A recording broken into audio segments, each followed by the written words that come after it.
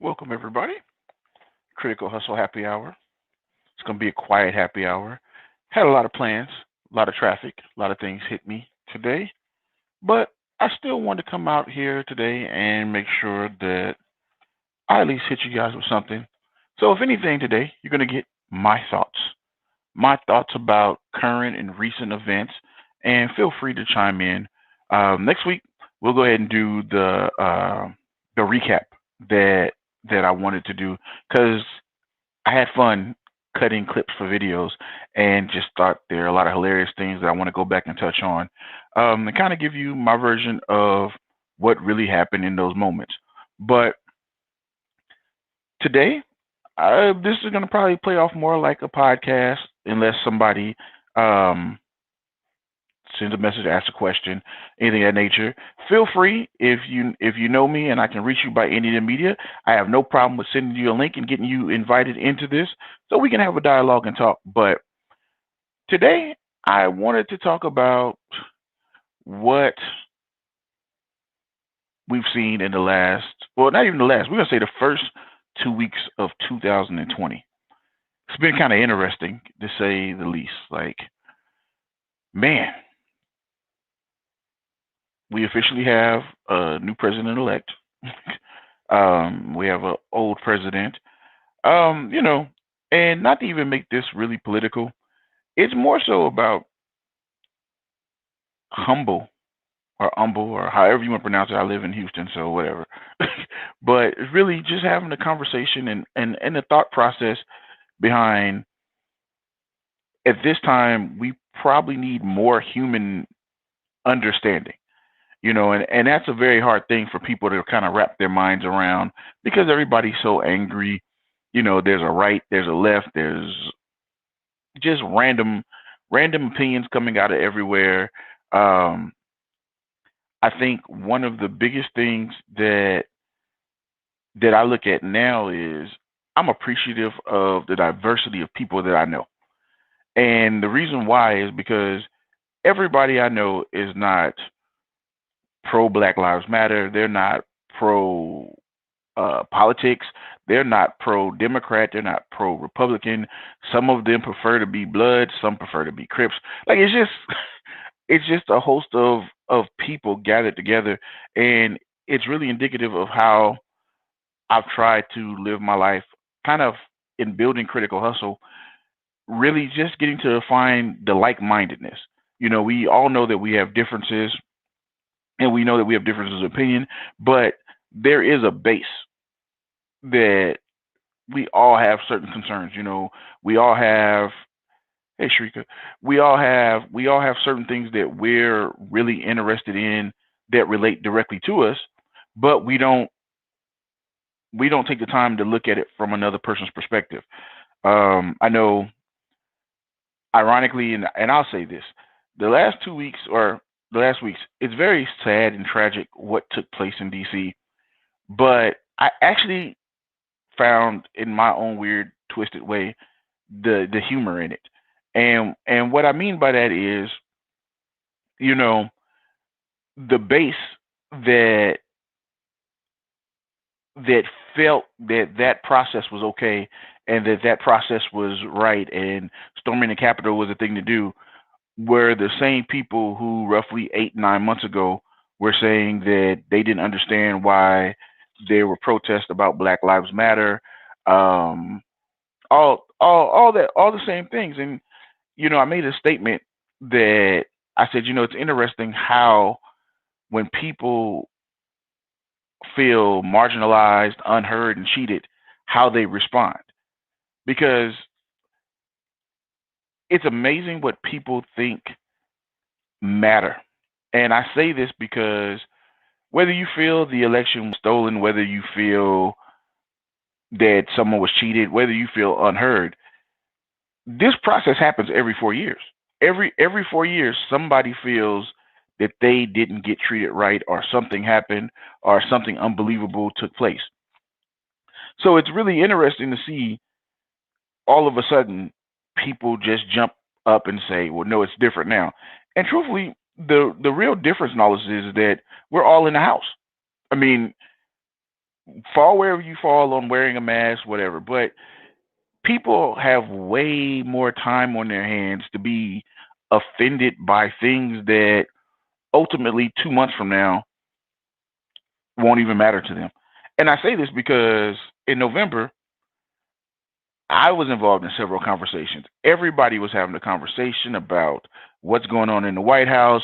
People were kicking their friends off Facebook, kicking their friends out of their lives, a whole bunch of stuff. Was it November 3rd happens? You have an election. I didn't hear anything. Thanksgiving, Christmas. I didn't see anyone doing anything. There was no more real anger, which lets you know that all of this is fake. Like it's fake anger, but it comes from a real place. And a lot of what I tend to do with these conversations, with these happy hours, is really let's just get down to the real place of what people are feeling. I could pull a bunch of videos that I've seen that made me kind of wonder: are people afraid of losing position? Um, what exactly are they afraid of in the idea of a new president? You didn't see Democrats go crazy 4 years ago, and I've kind of come to this conclusion that I have friends that are Republicans, I have friends that are Democrats, I have friends that are independent. But what is kind of interesting is that it seems that this is not a Republican Democrat situation because, in all honesty, the Republicans, for the most part, have decided that they're not really messing with Trump at this point. So now you're seeing people really be about Donald Trump, and they can put it in the disguise of an election. But what I found that I ask people is, okay, you feel that the election was stolen. All right, fine. You feel that the right does this or the right does that. My question is, what exactly are you going to do now? You know, what are you going to do to make things better? But it's the same question I asked when I had friends that were upset about Black Lives Matter. You know, not that you don't have a right to be upset about what you're upset about, but there's a point where there is a system in place. And what we can all agree on is violence has never changed the system. The system has never changed because of violence. It's just wars happen, sure, but pure on a small group deciding that they're going to be violent hasn't changed any systems. The systems were changed by the unification of dollars, voting, using the system against itself. It's one of the things that you learn in the process of, if you look at history, the money and the pooling of money and ideas coming together. So my thought to people is, if you feel so strongly that Trump lost and you're upset about it, then put your money together and go change it. you know to feel that you're being cheated and something was stolen. Why? If it was truly stolen, and I mean this honestly, if it was truly stolen, don't you feel that other people would be complaining? If your view of it is, well, maybe the system itself has to be corrected, well, now you have an issue with the Electoral College. There's always been people who have issues with the Electoral College. So now you find commonality. There's a common thing that you feel needs to change. So you're down these 4 years. Okay, fine. What do you think is going to happen to go wrong in these next 4 years that hasn't gone wrong in the last four or the last 40? The government is designed to run as the government runs. I've told people directly, I don't have a problem with government policy because the government is designed to function to make sure it keeps working. If you really think about it, for people that are anti-Trump, if Trump never spoke, you probably wouldn't have an issue with it. You'd have normal, I don't like the Republicans or they're messing this up. but it was more so the words and the verbiage that he used, the language that caused so many people to actually be upset, to get angry about what was going on. I mean, one of the things that I've always pointed out to people is the genius of Donald Trump was he literally used the same process that Obama used when he won in '08. He provided hope to people who felt like nobody listened. And just so happens he ignited a base that came out and voted. And the Democrats, for the most part, just were not feeling Hillary like they felt Obama. She didn't incite. I think honestly, uh, Biden won more because he won more so this time because people just got tired of Trump. And some people disagree with it. They'll say, "Oh well, people don't understand the politics. They don't understand this." And truthfully, most people don't understand politics. I'm not gonna sit here and pretend to say I understand politics, but what I do understand is people get sick of something, they'll do something different. If you just get sick of it enough, it's like losing weight. It's like if your health is in jeopardy just enough, if you hit the right level of buttons, you'll do something that you never thought possible before. And so I find that you have to take into account that the government is going to go back to running like the government runs. We're probably going to get shut down over COVID just to try and seal it off. And I think that once that happens, people are going to be in the house and people are going to be upset. But in the last year, man, we've seen people get upset about things that are hilarious. I mean, as an African American male, the argument of a mask of being a violation of your rights, and it's kind of hilarious. Like these are things that I find humorous. Like it's a mask, and you know, I get it. You don't want to wear a mask, don't wear a mask. Whatever. That's up to you.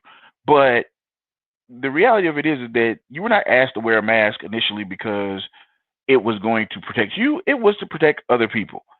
And that's the part that I always sit there and think about is we as a society, as America, has taught in this last year, and probably more so than ever, or at least put on the front page, is that we don't think about the other human being. We don't think about the person on the other side of the politics. We don't think about the fact that if we're all going to be equal and we're all fighting for equality and everything there, you breathe like I breathe. So if you have an issue with something, I want to ask you why.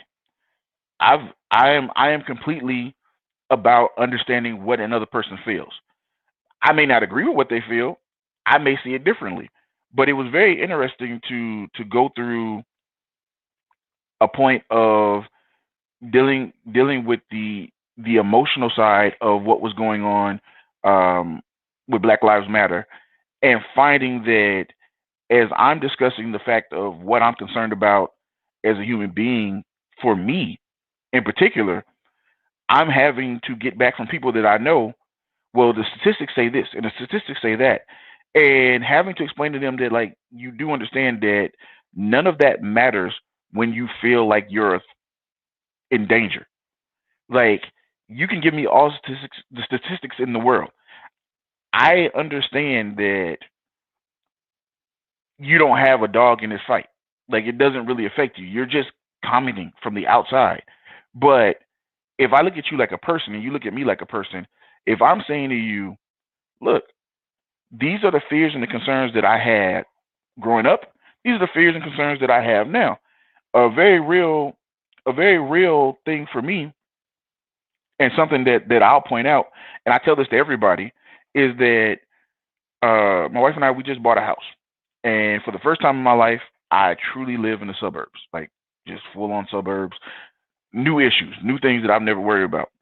My biggest concern once we signed for the house was, what if I get pulled over in this neighborhood and my ID still says my old address?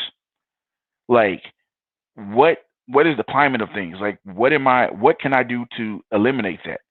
And my first thought was, all right, as soon as we signed for the house, went back to our apartment and I went online and ordered my license. Because I felt like we had about a month before we were going to move in the house. So at least if I have my license, if I get pulled over, I can explain to an officer, hey, here is my license. Here's where I live.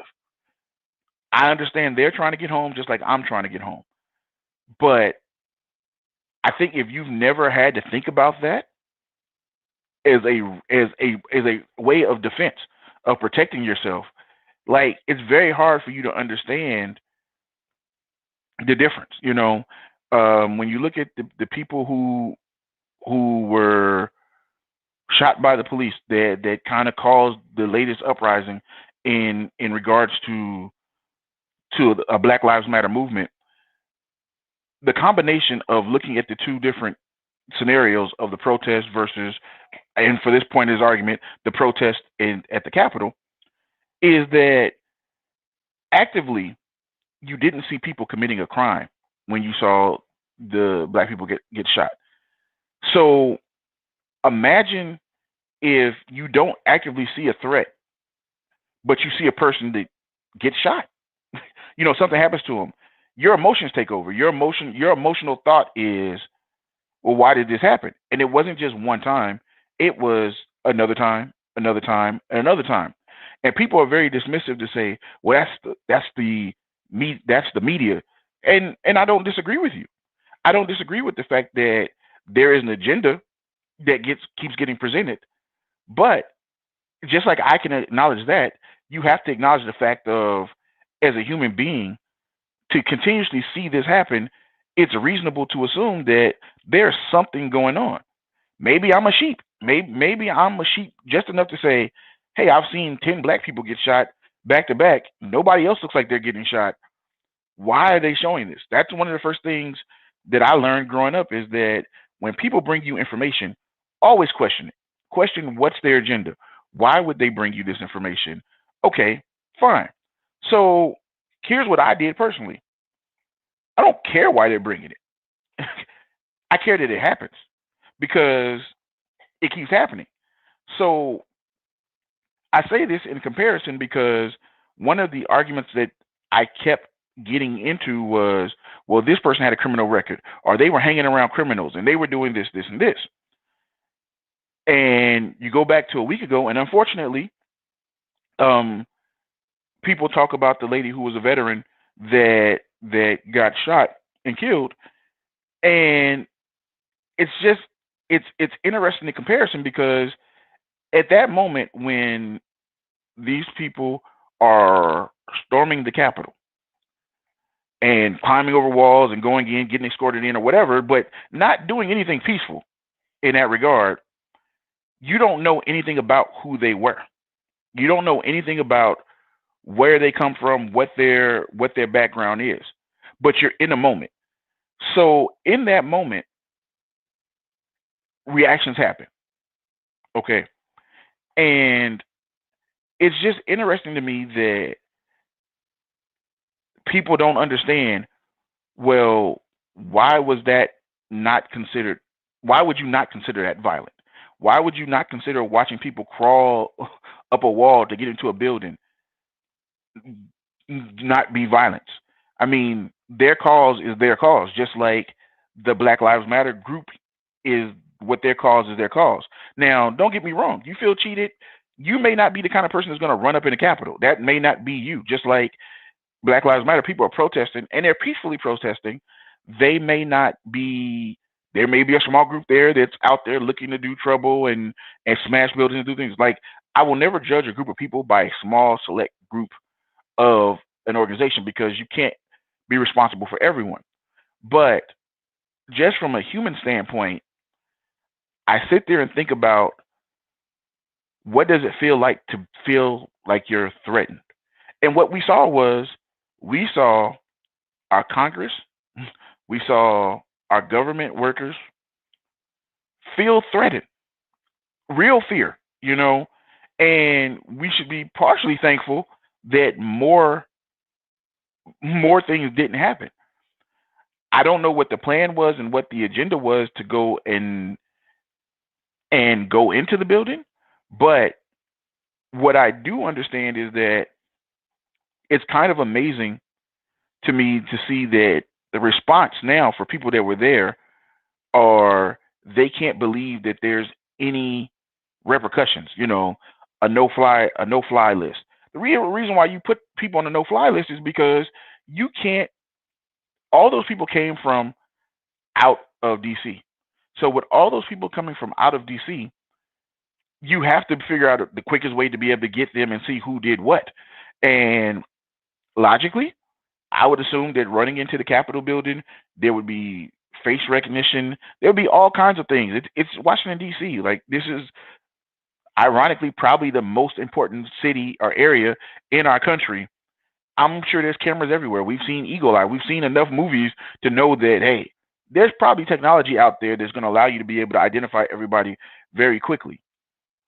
But again, I understand being upset.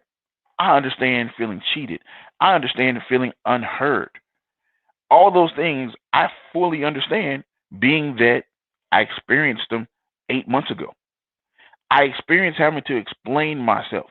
The only difference is you didn't have anyone egging on the energy. I mean, in all reality, there was no one person sat there to make a group of people upset. So I get it, but I tend to ask people the same question. And I'm gonna put this up here because that's a good point here. Kevin said you'd be surprised how unsecure our secure places really are. Actually, Kevin, I'm not. To be honest with you, I'm not really surprised. What I'm more so surprised by is the audacity of people to do it. Like that is one of the things that it's always a lot of talk about. Well, if they had been black, and my argument to that of is black people don't do that. Like that's not something that we feel comfortable enough to do, to run up in a government building and take over a government building. Like you're just not going to see that. It's one of the things that I always talk about when people talk about riots or they're afraid of riots. I'm like, the riots are very well controlled by the powers that be. They're closed off. They make sure that it's only in this area that it takes place. You've In my lifetime, and I'm not old enough to go all the way back, but I've never seen a riot that was primarily, let's say, black run through a downtown area. You don't even get to downtown. You don't get to areas where there's a Capitol building. And I'm not one to like really believe footage because again, my view of it is the media is most people watch the media that's designed to their beliefs. So of course I'm gonna look at one side and say, well, my side is right, as we look at the other side and be like, well, their side is wrong. And there's truth somewhere in there in between. And to be honest with you, I don't think that people in general are often wrong about their view. But I think when it comes to government, I think that we have to all agree that the government functions in its own self-interest. And I say that because where we think that things are about right and wrong, it's really about where the dollars are. Like where the money is going to go. How can we keep this country flourishing? How can we keep being number one? Because no matter what side you're on, you openly admit that we're number one. We're the number one. We're the number one country, nation, so on and so forth.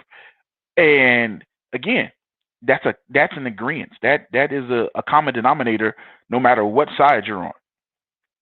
Now, the question where it starts getting into the numerator is inside this common denominator. What exactly can you do? What can you do? What can you do in your grouping in this common denominator? Who's number one? Who ranks the highest? And the reality of it is the richest. The richest people rank the highest. That is what it is. Do I think there are issues involving color in the United States? Yes, 100%. I am a firm believer that there are color issues here. There are economic issues, there are education issues, and they do all center around a certain level of color. But a lot of it's economics now. Like there's economics involved, and the equalities that exist are voting, the ability to vote, the ability to go out and decide where you want to put your money. Um, who can you get excited enough about you to go get a vote? When Donald Trump ran against Hillary, the biggest mistake she made was she just ignored the black vote. She assumed that it was hers, and there you go. But in reality, I know black people who don't vote. So if you don't get people to want to get up and go vote for you, and you don't do anything that goes towards them, then we've been around long enough to just be like, look, it's going to be the same thing no matter who it is. So we'll just wait. What we didn't expect was a man who um, didn't do what I think a job of a president is. Whether people like it or not, I don't think the job of a president is to unify the country. Now, maybe that's something that a lot of people don't like the way that things are skimmed over. I mean, one of the biggest complaints about Barack was, as him being the first black president, we just didn't feel like he said anything enough for black people. That is an argument that you will hear because the expectation was he's black, he's going to say stuff for black people. But his job as president is to be president over all of the United States. It's not to show favoritism towards any one particular thing. And I think that that's what we ended up seeing with Trump is whether you agree with it or not, you saw favoritism. You saw favoritism in the wording and the verbiage that he chose to use, which alienated people, which disgusted people, and it caused other people to feel more confident about what they feel. Because in the reality of it is that it's validation. Anytime somebody of power can validate your thoughts, whether you're right or wrong, whether you're making a good decision or not, it's just about having that battery in your back. So what you've seen over the last 4 years, you've seen people get bolder, feeling that they had someone who was in line with their beliefs. Whether he was or not, listen, that's for you to gauge far where you want to on it. I have my opinion about it. I feel that the words that he said, the things that he said, were definitely detrimental and seemed to be aligned with racism. Like I just it appeared that way with the words that he used. Now, as far as what happened in Congress and things that happen there, the country's going to run how the country runs. Like I don't. Again, I tell people the president never matters to me. I'm more interested in what's coming out of the legislation. What's going on. In all reality, under Trump's administration, we bought a house. I made more money. Like, what am I going to say? And that's not everybody's story. Don't get me wrong. But the question for me is, would that have happened with or without Trump? I mean, in all reality, I was looking at a house last year, so it's not necessarily related to him, but that's how I've learned to gauge my views on presidents until now. Honestly, until this point right now, I didn't really have any issue with any president that we've ever had. Like, sure, you can talk about Bush and talk about Clinton, and you can go as far back as you want to, but nothing ever really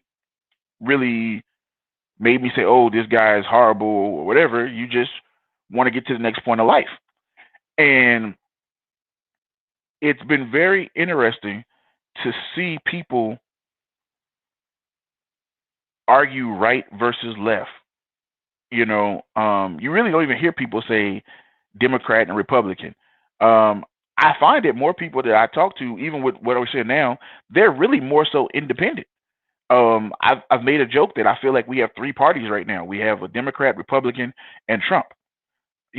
Because if the Republicans have gone away from Trump and they're not arguing a cheat or anything of that nature, then where are we at with this really at this point now? You know, again, my thought process is you have 4 years. You have 4 years right from this point now to start making whatever progress you can to make change happen. Whatever change you want to see. Because let's be real, if he does not get impeached and he runs in 4 years, if he wins, he wins. I mean, that's just simply what it is. If he wins and he wins the votes, then such is life. My question always to people is, as angry as you are right now, when all the dust settles, what are you going to go do? You know, I made a statement of don't let this political season affect the relationships that you have with people. And the reason why I say that is because this whole time people wanted to make it about politics. And one of the things that I've always tried to point out is this feeling that I get from most people that I talk to that are Republicans, some of my friends are Republicans that didn't vote for Trump. Their reason for voting for Trump didn't really have anything to do with politics. It was about morality. It's what they felt, the energy of what he was saying, the way that he would say things. And I would tell you this. I personally am not a Biden fan. Like the minute Joe Biden said, if you don't vote for me, you're not black, I was done. Like I was like, you know what? This is horrible, horrible, horrible choices that I have to make between voting for a man that I feel is completely out of his mind or another guy who is completely just on some I don't even know. Like I have yet to really have a discussion about Joe Biden that makes me feel okay. You know, it's in our reality, the only thing that I can hope for Joe Biden is that America runs how America's ran the last 36 years, at least for me, because 36 years prior to uh, Trump, is just the fact of like, look, I just need the government to function how the government functions. I need y'all to do whatever y'all gonna do with taxes. If you're gonna raise taxes, I just need to make more money. It's fine. Like sometimes I feel that we're better off choosing the evil that we know until we figure out exactly how to until we figure out how to get the world to function how we would like it to function, or at least get to a like-minded place. Um, I'm gonna say somebody because I don't know if they would want me to bring this up, but they pointed out something that George Washington had said not about not having political parties, just because it automatically creates a divide. And I think that is it's very true. I mean, the the emotional side of the emotional side of what you see during election time is pretty interesting. Having, like I said, having friends that are on different sides of the spectrum in regards to left, right, Democrat, Republican. Um, it's really interesting because these are people that I've known for 20 or 30 years, and you grow up now. It's really interesting to see what their point of view of things are, and having a discussion, and having a discussion knowing most times that this person is a person I know. So even if they say something that I would normally take offensive, at least it's a person I can ask a question on where did they get this perspective from. And that's one of the things that it's kind of something that I challenge people with. Like I challenge everybody that watches this podcast or watches this show or whatever you want to call it, or watches anything that I do that is critical hustle related. It's really based in that. It's based on understanding where a person's perspective is coming from. Like it's Facebook. Nobody's gonna make me angry enough on Facebook to do anything else other than keep living. you know. But I get it. We're in a different time. Social media really does have an emotional grip on people. But what I will say is that we have to begin to delve a little bit more. Like a person being angry, a person yelling, a person getting loud, that's passion. You know, understanding that we have a disagreement, we disagree on where we're coming from, shouldn't lead to a physical altercation. It shouldn't lead to a point where you hate this person or this person now hates you. Um, because at the end of the day, we're all neighbors. I am not a environmental person, but I do believe in the fact that we're all going to live here. We're all living here. We all need to realize that we come from different places. We There are certain things that have to be looked at. You know, I don't want to go deeper into other thoughts and things like that. I kind of want to keep it still in this same vein. But what I implore people to think about now is, how are you going to spend the next 4 years?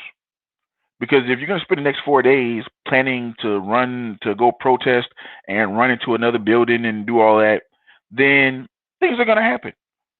You know, things are going to happen that you're probably not prepared for. Um, People are going to lose. Um, People are going to lose. People More people are going to lose their lives over something that won't matter to them their next paycheck. You know, the politics for me, it's like a big TV show. It's like, okay, you got 4 years. Oh, I don't like what this guy is doing. Oh, I don't like what this person is doing. All right, okay, well, what are you going to do next? When Black Lives Matter was the major discussion for everyone, I had more conversations about what can we do locally? Who are our city council people? Who are the people that we can get to start making changes so that we can get to a grander change? There's a point where I get not believing in the system. There's a point where you feel disenfranchised from this larger system. But sometimes you have to function at the smallest of levels. Maybe it's the school board. Maybe whoever's on the school board is what you need to pay attention to so you can change how your kids are getting educated. Maybe that's just where it starts. Maybe it starts that small. Maybe you don't worry about who the mayor is. You worry about, hey, this school district is not doing what I needed to do. These people don't seem to be doing the education I want my kids to have. You know, pushing forward where you are, and it grows from there. One of the things that I have tried to pay more attention to now is, of course, financial literacy. And something that a mentor of mine told me a long time ago, and I really didn't understand it until now, is that in every family, somebody is the person that sacrifices. They sacrifice to give the family a better opportunity, and it all falls on them. We all have grown up in families where there's a matriarch or a patriarch, and that's who basically makes the decisions in the family. They're the ones that, no matter who is arguing, they're not going to disrespect this person. And that's a lot of weight for a person to carry. That is a lot for a person to carry. But if under that leadership is the sacrifice somebody makes to go out and help grow the family, because maybe, yes, I have dreams like everybody else of being a millionaire, but maybe I get to be a couple 100,000 there. Maybe I get 500,000. So the thing is, I have to now teach my child how to take whatever I have for them and they grow it. So the actions that I make now may not be seen in my family line until my grandkids or great grandkids. And once you start thinking about the things that you're doing now and the true definition of legacy and what you're building, it changes how you deal with the people around you. Because in all reality, being black in America is the result of generations. It's generational things that have happened. And some people do well, some people don't, some people there, but it's not breaking a curse. It's more so learning to work within a system that hasn't really worked with you for a long period of time. It's gotten better, but it's not exactly right. And even as it gets right, it gets skewed. So it gets more one way. So now you disenfranchise another group of people, and it's hard to find that equality. But what I've looked at is that I can only be responsible for what's in my household. And when I have kids, I have to prepare my kids to go deal with the world, not just Black America, white America, Asian America, but the world. Because if I really want to build a lineage that survives and succeeds and grows, you're going to have to be able to interact with people different from you with different views.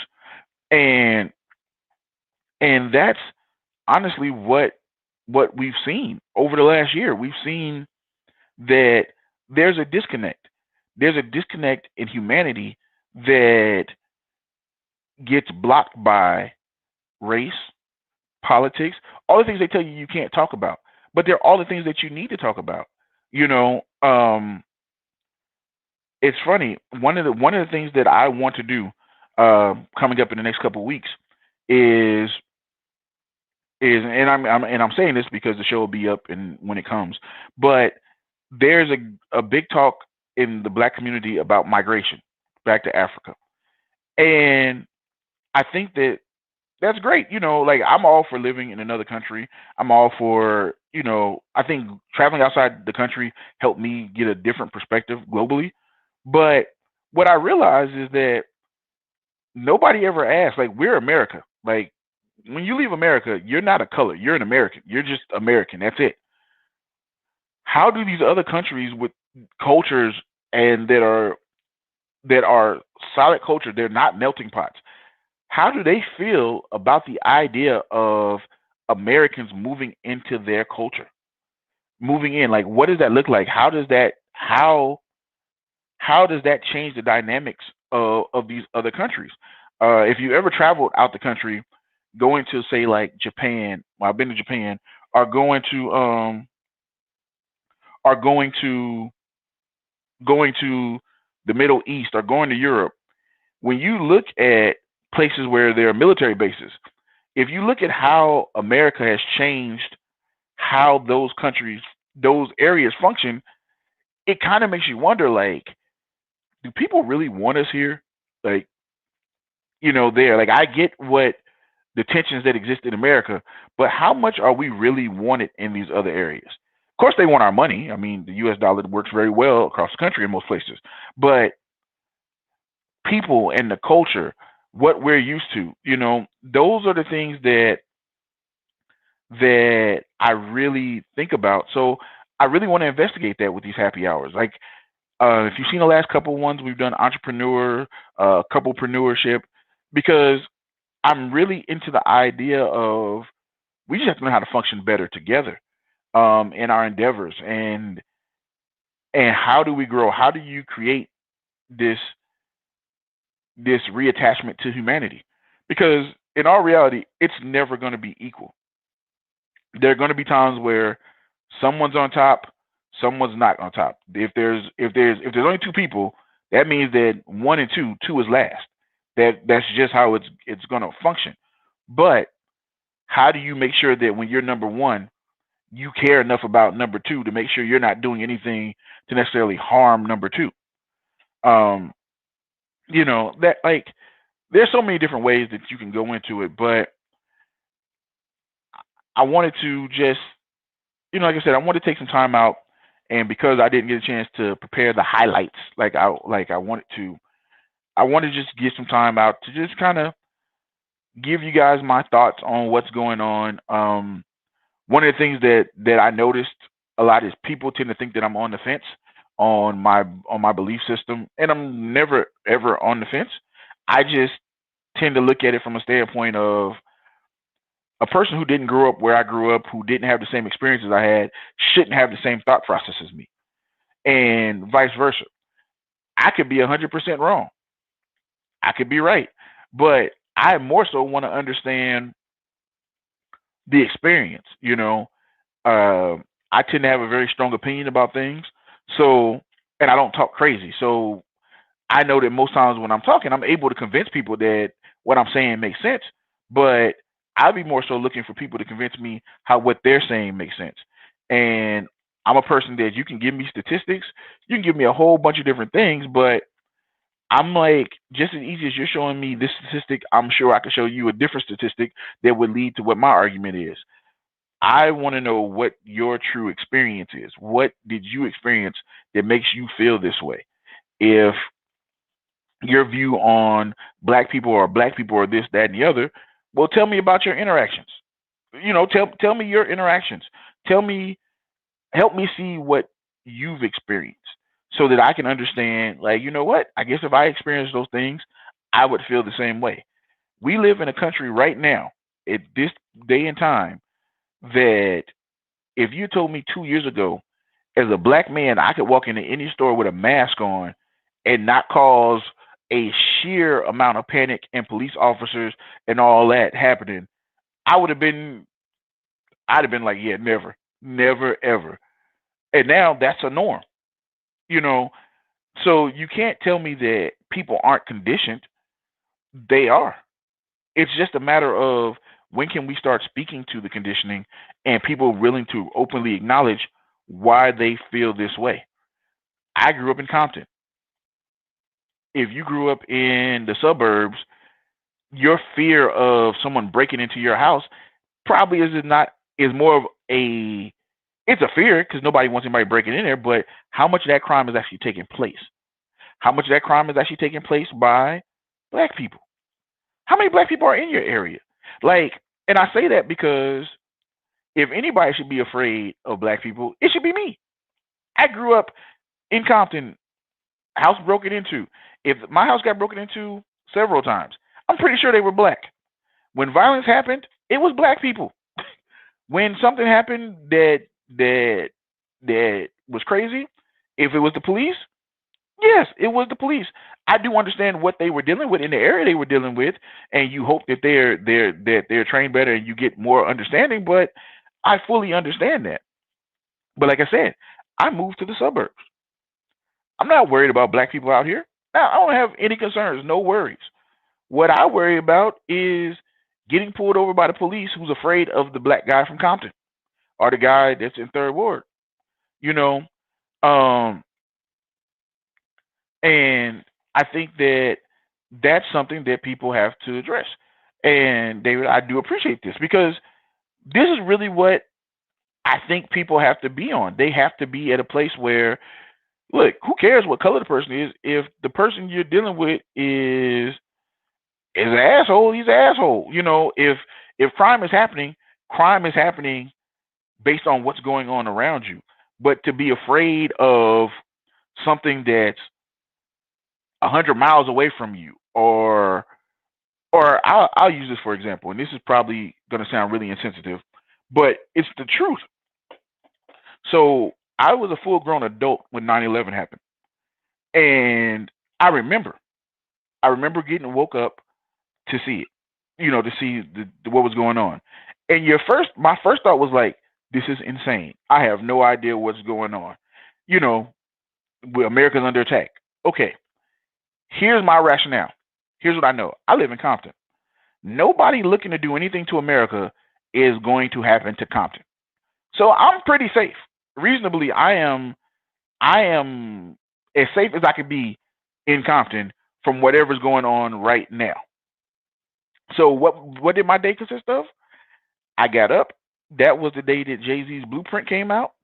I went looking from warehouse to warehouse, trying to find Blueprint to go to work, to sit at my desk and work and listen to Blueprint.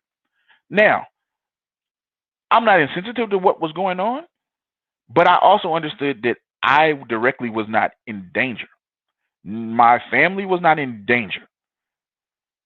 Now, with that being said, the reason why I bring this up is because you take that same thing about riots or things you see, political uprisings. Take DC. You take 92, the riots in 92. I was in Compton. Oh, it was real in Compton. However, the National Guard came in and blocked all the exits out of Compton to go to any of the areas that are considered to be suburbs to keep things from happening. Like, I think people have a unrealistic view of true danger. And I understand people buying guns and being scared and being concerned. But sometimes you got to realize that what's going on does not affect you. You interacting in it is only going to make your direct situation worse. Again, I use the Capitol because you know what? People who have intent, you're going to do whatever you're going to do. But how many people's lives have been destroyed because they decided, oh, we're going into the Capitol? I'm going to go too. That's what we're doing. Yeah, this is going to be a good thing. I'm going to remember this. As many videos you saw, I'm going to be on social media. I can let people know I was there when history happened. Sometimes you don't want to be where history happens. I'm going to say his name wrong, but I often think about Atticus Crispus, the guy that got shot. Black guy that got shot at the Revolutionary War. Like his legacy is he's the guy that got shot. Like, I don't want to be that guy. Like that's not. He wasn't a patriot. He was a dude that got shot. Like that's what happened. So, you know, I say all this to say to everyone is if you have friends that are upset and you typically think of them as rational people, no matter what side of the fence they fall on, sometimes you gotta tell them to calm down. You gotta just be like, hey, relax. Like, I understand you're mad, but what are you really prepared to do? Are you really willing to go out and lose your life over this? If they're a parent, are you willing to die and your kids grow up without a father or a mother because you believe what this group of rich people have said about you? Like, you don't see the wealthy out running around trying to expound their political views and fight and do all this other stuff. Like there's a certain point where you start to have to look at just common sense. And people always say common sense ain't common, but at a certain point, there are ways to do things. Like I am 100% behind. You think something's wrong, you have a right to go protest. You have a right to stand up with a sign. You have a right to exercise all those things. What you don't have a right to do is you don't have a right to run up in a building because you don't like a political thought. You don't have a right to attack someone physically because they verbally don't agree with you. And then on the backside of that say, well, it's whatever they want to do. We have guns, they have guns. Like, I think most people that have this attitude of I got a gun and I'll shoot somebody if I have to, the reality of it is most people don't have to shoot anybody. Like you don't get in those situations. So putting yourself in a place where that happens is a whole different mindset. And my biggest fear about where we are right now is it only takes one stupid person to interact with the wrong stupid person, and then a whole bunch of stupidity happens, and people end up getting hurt that are innocent or really didn't have any plan whatsoever of doing anything malice. Maybe they're just caught up in it. And so I say all this to again say, whatever side you fall on politically, whatever side you fall on based off your experiences, at the end of the day, remember that the person you dislike is a human being. And maybe they're not affording you the same thought. But as I've heard so many people talk about a civil war, like nobody in their right mind wants a civil war. No, like you can't in your right mind really think that that's what you want to happen. And if it is what you want to happen, why not just join the military? Like, why not just join the military and go off to a war and fight for the country? If you feel you're fighting for the country within the country, just join the military. You can go fight for the country. We will honor you and we will thank you for your service. But I don't know. Like I said, I don't often get as deep into a political conversation as I would like. And most people that I talk to that are probably willing to come on the show really are like-minded, and it's no fun to talk to people that think like I think. So I'm always open to people who don't think like I think to come on and have a conversation and join the happy hour. Um, what I will say is I'm always going to try and be respectful to you. I may tell you that I disagree with you and you sound like you out your rabbit ass mind, but it's with respect because I expect you to tell me the same things. It's hey, I sound crazy. It's fine, but I'm a firm believer in people have to be given room to express themselves as long as you're not expressing yourself towards violence. Let me say that. Like we can have a different political view. We can have a different point of view. You can hit me with all the stats in the world. I will tell you 100%. I don't care about your stats because I'm only going to talk about what I feel. Like that's the only thing that I truly trust. I trust what I feel and what I think. Not is not why not what the stats are saying, what information being pumped in. Um, so Jason, I'm gonna answer this from my perspective. If somebody else chimes in there, but you're asking why the Capitol? Well, in all reality, the Capitol because that's where they were actually making. They were trying to stop them from affirming the electoral college. So it may. I understand the thought process. What I don't understand is, did you not think about the fact that they would just go to another place and continue doing what they're going to do? Like, I think the thought process of halting the government is one of the weirdest things I've I've ever seen. Of you can stop something for a day, but you're not going to stop the corporation from running. Like, it's the corporation. The only way you do anything to it is again lobbying, pooling your money together, making an effort to go get things changed locally for you because that directly affects you. One of the things that I will encourage people who live in apartments, if you live in an apartment and you've been in your apartment for more than a year, let's say you're a resident of that area, you should go to city council meetings.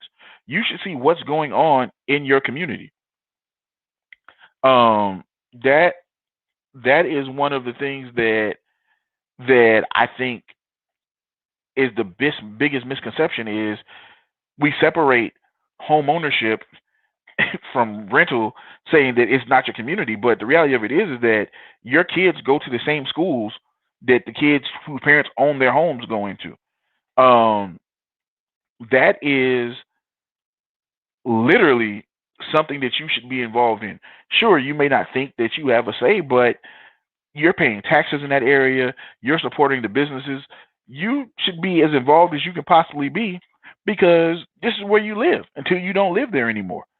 And and honestly, I came into that thought process when Trump won. When he won, I was like, you know what? I don't know what's going on up there that we just elected this guy, but all right, cool. What I need to figure out is knowing that I know how the government works. I need to figure out, well, what are we doing in these local elections for these senators and these Congress people and the people that are making decisions and there because that's all I know that I can immediately control.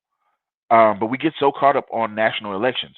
But again, Jason, to your point, the Capitol because they thought that they could stop something, and they didn't stop anything but the progression of their individual lives. In all honesty, um, but I get it. Um, David made a statement here. Let's see. I lived in Brazil, and behind me was a favela, which, if I remember correctly, yeah, like he described it, is their version of the projects. Yeah. Um, 10 times the size of the worst projects in New York, Jamaica, Queens. Shout out to Queens. I don't know why you chose Queens specifically, but just because I know people in Jamaica, Queens, let's just say Queens is life's place. The millions of severely poor people that live there, the injustice and separation of class and race is appalling. The perspective and mindset of some of the Americans in this country on both sides are severely lacking. That's actually really true. Um, but I always have this joke about first world problems. We we have it better than most countries. I mean, we have it better.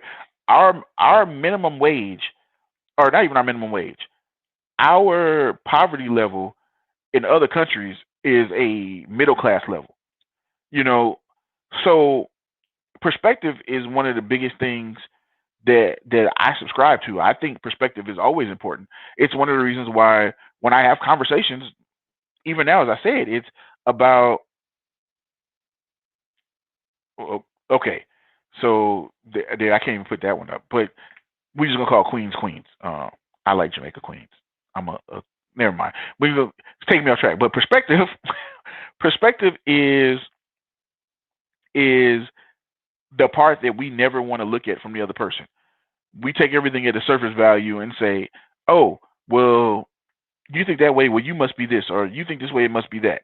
And I've just learned, and maybe you know what I'll say is maybe it is growing up in a gang environment where you have friends that are Bloods and friends of the Crips, and you know it's perspective. Like this person probably feels this way because of where they grew up or where they're located. That's what makes them that's what makes them view this way. So maybe they haven't had an interaction. Maybe their only interaction is what they've seen on TV. Maybe that's all they get. Maybe their form of media, that's all that's presented to them. So, reasonably, yeah, they could go and learn something else or learn something new and do that. But how many people really take the time out to really discover something that they don't understand? Like, I don't know a lot of people that do that. I don't know a lot of people that just don't say, "Hey, this is what I know. This is the only thing I know." I mean, I moved to Texas. How many people have never been on a plane? How many people have never left their state, left their city? Um, how many people do you know that are like that? I mean, people are comfortable where they are comfortable until they're moved to feel different. Um, for all the energy that you saw people using at the Capitol, um, they were obviously charged by something that they've never been charged by before because it's not something you see on a regular basis. Um, when I look at Black Lives Matter and the protesting, I'm not a protester. Like I'm not going to stand outside with a sign and do anything. Like my reason for it and saying that is because me standing out there, I'm not going to do anything that is reasonably going to help what I want to get a solution to. So, um, you know, I think about this. I think about it in a way that makes me look at it like, okay, well, I'm not going to judge anybody for protesting. That's how they get their voice off. Okay, well, what can I do? What can I do that I think will help? Can I can I reach out and teach somebody something? Can I be a mentor? What can I do to help change things? When I look at the issue with Black Lives Matter, I see it as economics. So my thing is, okay, I got to figure out a way to help more people understand how their money works and what they can do with it. How um in all reality we talk about livable wages, but the only people that don't we're really talking about quality of life. Like of course there's enough money where you should make, but it's quality of life that we're really discussing as much as the amount. And I say that because you see people come to the country um, and take the jobs that nobody wants and grow, and they proceed to grow. Um, One of the things that I always talk about is moving from California to Texas. I moved for opportunity. When I moved here, the first thing I saw was how much stuff I felt I could do in Houston and couldn't understand why nobody else saw it. And the reality of it was is because I was looking for opportunity. When you move to a place for opportunity, you don't really care what's going on in that place. I got to find my lane and get in it and go. And so anybody that's known me, I don't pay much attention to what's going on in Texas. It's probably the most active I've been about what's going on around me in the last 5 years or so. As my goal was just you got to get to a place. You came here for a reason to get to a place. And so to be able to stop and look at what's going on in the world around you is a luxury. And we don't think about it, but again, it's perspective. It's the perspective of as much as we're arguing about elections and things like that, every city has a town with homeless people in tents. Like, I don't care about the election. Like, what are we doing to be able to get people out of a tent? If that means you got to take more taxes from me to get people housing or help them get better, get them rehab, then do what you got to do. Um, I've always told people that I never worried about taxes because in order for you to take a lot of my money, I got to make a lot of money. Like I remember not having enough money to have to file taxes. Like I remember that. I remember that feeling. I remember going through that. So I don't get frustrated when tax season comes. I'm not exactly the happiest person about it, but I understand what it is. So if I look at paying taxes as success, yeah, that's what it is. You know, it's a certain point where I think that we have to look at a certain point of just what's going on with people. You know, one of my favorite memes has come out is when they break down what Congress makes and how they argued over giving you $600.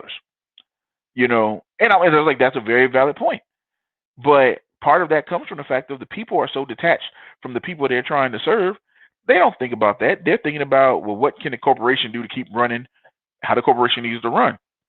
Which again is why I am completely mystified by the the level that people have gone through to support Donald Trump. He's never been poor. He's never been in your situation. He's not the common man. He doesn't even have a perspective of the common man. So, like, he might be saying what you want to hear, but I assume that that's pretty fake. You know, just especially if you haven't had a history of doing it. Like again, and again, I'm not trying to jump down Donald Trump to like who you want to like, but I just look at the fact of if a person's history has never shown them doing anything of care and concern for people of that level, then I don't think that all of a sudden changes just because they become president. I think that if a person has shown me that they're always been about their self interest, then that's what I'm going to assume they're going to be. Maybe they have to do some things to keep it PC, but that's who they're going to be. Like I wouldn't vote for Kanye. Like I thought that was insane. Like you show me that you make no sense. You just go out and do whatever you feel. Yeah, don't want that for a president, which is again why I think Donald Trump lost it. People just don't want a guy that's just going to do whatever he feels and says whatever he wants whenever he feels like it. That's just it's not what we want from our government. We people don't want to admit it, but we want to be lied to. We don't want to know where the bodies are buried. We just want to know that my job is going to be safe and we're going to be fine. Even dealing with COVID, you know, some people are like, it's just the flu, or some people this. I tell everybody the same thing. I watched my father go through having COVID for 2.5 months. Listen, I don't care whether you how you feel about that mask. Watching him go through that and what that felt like from a family perspective, and he survived. But the amount of up and down the roller coasters that you go through, and the only thing that somebody asks you to do is wear a mask to keep people from having to go through that. I'm good with the mask. Like I'm truly good with a mask. Um, the vaccine, hey, take it, don't take it, whatever works for you. You know, whatever. What I will say to you is just be more human in your process for 2021. Just be more human. Deal with people as human beings, whether they agree with you or not, whether they talk to you with some sense or they don't. People say crazy stuff to me all the time. My question to them is always a question about humanity. Like, what exactly are you saying? What are you prepared to do? I get that you're upset. Okay, the left did this. Okay, the right did that.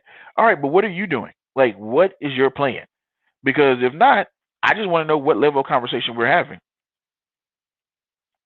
So, um, I say all that to say that my 2021 message for everyone in challenge is that as you deal with people who have differences of opinions and differences uh, of your thought process, ask them questions about why.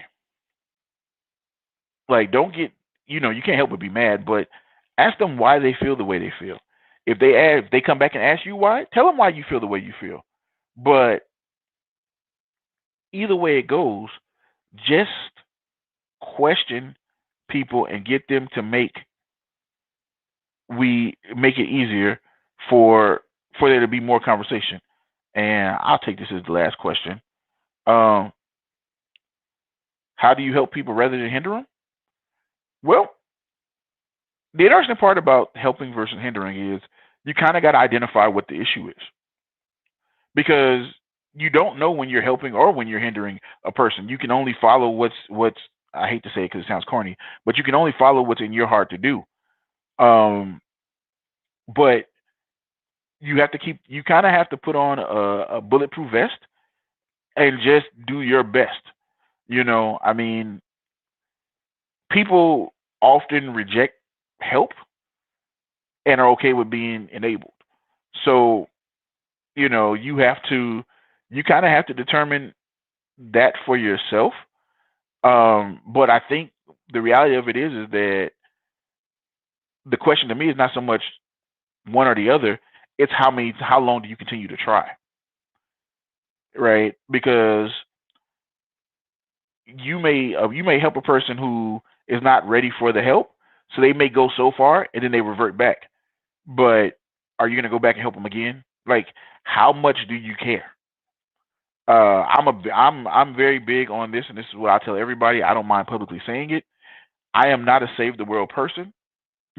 I'm not everybody. We got to save everybody. I function under the mindset of, if my best friend tells me, "Look, my goal is to save the world," I'll say, "All right, that's cool for you. What can I do to help you? While you worrying about the rest of the world, what can I do to help make sure you're straight?" Because I care about my community. I care about my block, my neighborhood, my area, my tribe, so to speak. If my tribe's goal is to help everybody in America, then great. I'm going to do whatever I can to help them set up to do whatever they can do best, to help them find the other person that's trying to save the world. I'm not designed to do that. That's not where my concern is. Um, but I'm honest about it. I've always been honest about that. Um, is I'm always willing to help my crew of people get to the next place, and to the point that, to this point where you said, when do you stop trying? Yes, it is on an individual base, one on one. You draw the line and you walk away. I mean, and sometimes that's okay.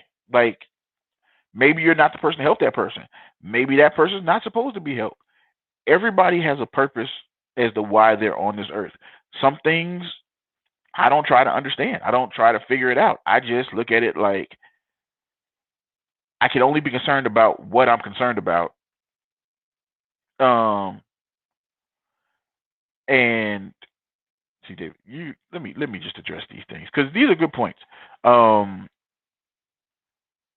when you stop trying for all these people, well, the thing about this statement is, I don't think about all these people. Like, I really don't. I think about the individuals around me. Let somebody else. If I'm not an all these people kind of person, I'm gonna let somebody else worry about all these people. I'm worried about my people. And I think that that's kind of where it starts. If you are able to dig into your community is only going to grow, and it's going to grow and grow and grow and grow. And then you eventually are able to help everybody.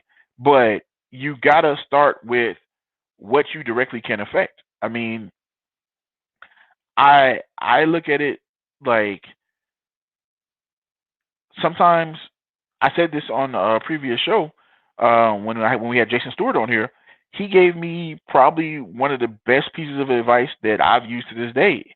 Is that when I'm living my life, I may be helping someone that I didn't know was watching me. I didn't know that. You don't know who's watching you. You can just be the best example of you that you can be. Um, so here you said you can't walk away from the entire group of people. We can't walk away from all the anti-Black Lives Matter people, and equally we can't walk away from Black Lives Matter. We can't walk away from both sides. Well, nobody's telling you to walk away from both sides. Like, that's my point. In this situation here, using the example of Black Lives Matter, if you ask a person why are they anti-Black Lives Matter, just ask them. Ask them what makes them feel that this is wrong.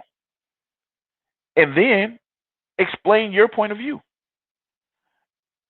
But you got to do it to where you're not angry. You're not you're not making them feel like you're attacking their belief, but getting an understanding why. Because let's be real. If a person was anti-Black Lives Matter and their reason for being anti-Black Lives Matter is because they got some kind of weird Batman story like their parents were killed by black criminals, they have a point of why they feel the way they feel. Now, my question then would be like, but you do realize that everybody is not that person. You know, I understand that you might have a concern about criminality, but again, everybody is not that person. Just like if I'm pro Black Lives Matter, it has nothing to do with me being, I'm not anti cop. I have friends that are police officers. I will call the police in a minute if need be because that's what they're here for. But I also acknowledge the fact of like, I don't know when there's a bad cop or a good cop or what the situation is. So I can only give you my experience. It's not about walking away. Most times I talk to people in this form of, hey, I'm going to treat you with respect and you're a human being. You're going to choose to walk away from me before I choose to necessarily walk away from you. I may not need to interact with you a lot, but I don't have a reason to get rid of you just because you don't understand where I'm coming from. Um, but I just think that it's important that we get to a place of it's just taking a human approach towards it. Uh,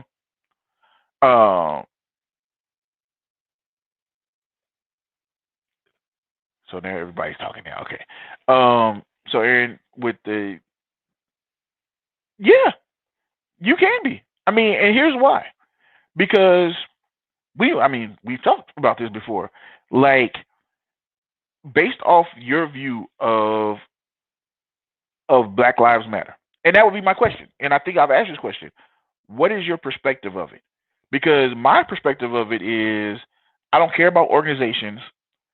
I don't care about propaganda. What I my point has always been the same is that if you show me the same image over and over and over and over again, it's showing me consistent behavior of something. Now, whether the media is skewing it, whether you want to give me statistics or whatever is happening, the same way I said that if a white person saw 10 white people shot, and we're seeing, and honestly, we're seeing it with this Capitol thing. Nobody's yelling, well, what about blue lives or what about this? You're consistently seeing an image happen. The question becomes, why does this keep happening? Why is this always appearing to be the narrative?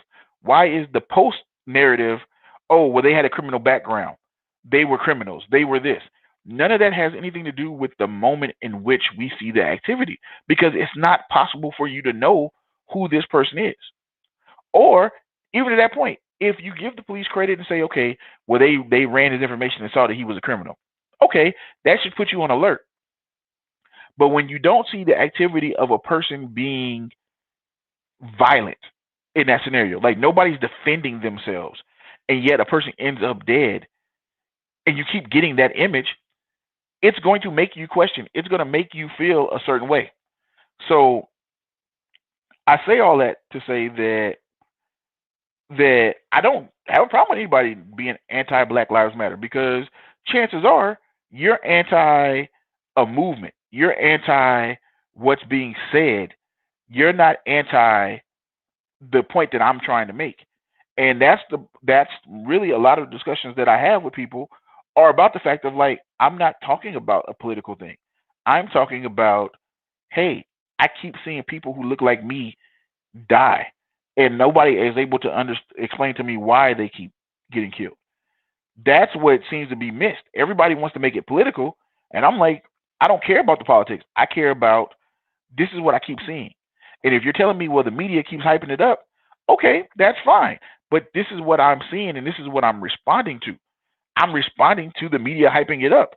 So don't argue with me about what I'm feeling. Go argue with the media. Go stand outside Fox. Go stand outside NBC, go stand out any other place because the people that have a problem with what they're seeing, they go stand outside the police department. They don't go and argue with Um, they don't go argue. They don't go argue with. I'll do it better. They don't go argue with the the extreme right. They don't sit there and say them because they're not doing anything to us. That's not who is attacking us. We're looking at the police like, hey, something needs to happen. Nobody wants to defund the police. Like, that's an extreme thought. We're just, the idea of it is like, hey, something needs to change. That's what Black Lives Matter means to me. If I wear a Black Lives Matter shirt, or if I say something, it's not about an organization. I don't care about an organization. I care about the fact that I live in a country that has consistently shown me that when it comes to this group of people, it's okay for them not to matter. So so that's one of the reasons why I don't get into the discussion of statistics, because none of that matters when you're seeing this image. And when you give me statistics saying more white people, not you in particular, Aaron, but when people give me statistics saying more white people die than black people by the hands of the police, then my question is, why are you not upset? If you know more white people are getting killed, why don't you identify with the fact that, wait, why are more white people getting killed? Or do you just dismiss them off as they're just criminals and that's what happens to criminals? Like, that's the conversation nobody ever wants to engage, because I'm telling you what we're seeing on a regular basis. But to David's question here, um, you don't care about policies or what you're seeing. It's not even what kind of person you are. I tell people, don't concern yourself with things that don't concern you. Like, if you don't care about what's going on politically, you don't care about what's going on socially, live your life. Like, that's the point. You don't have to have an opinion about everything. I made a statement when they said civil war with the Capitol. I was like, I'm gonna be at the house. I'm gonna be in the house, ordering my food, letting everybody figure out what it is they're trying to do, and let me know how it comes out. Like, I look at what happened at the Capitol as, look, y'all got to figure this out, because as a black person, I care about what happens to people. I cared about what I was seeing happen there, but if you ask me honestly, the lack of humanity that was shown 9 months ago, that's what this is. It's a lack of humanity. It's a lack of understanding that people are emotional creatures. People respond to things emotionally.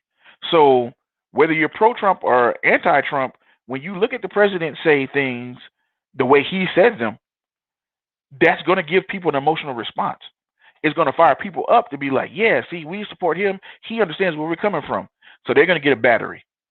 The other side of it is going to be like, look at him. He's out here encouraging this. And then you have this result. Imagine if Obama had said when Trayvon Martin was killed, hey, you know what? This don't make no sense. We can't let these white people do this. We can't let these people go out here and attack our black kids. If he had said that, can you imagine the level of things that would have took place in America? The fears that people have? Like, the job of the president is not to appease anyone. It's to make sure that we stay functioning and whole. So the minute that you show favoritism to any one direction, you begin to break down what this country on paper is supposed to be. What we are under the paper, I mean, we're seeing it. But I look at it like kind of like, that's the reason why I'm so open to other people, is because I can't shut a person down who has a different opinion than me, because I might be the only person that they're willing to hear say something contrary that's not about arguing. Some people just like to argue, and I'm fine with that. You want to argue, that's cool. When I was having discussions about Black Lives Matter, I said, hey, you know what? I'm not going to argue about the value of my life because it's pointless. It's more important to me to understand you and what point you're trying to make.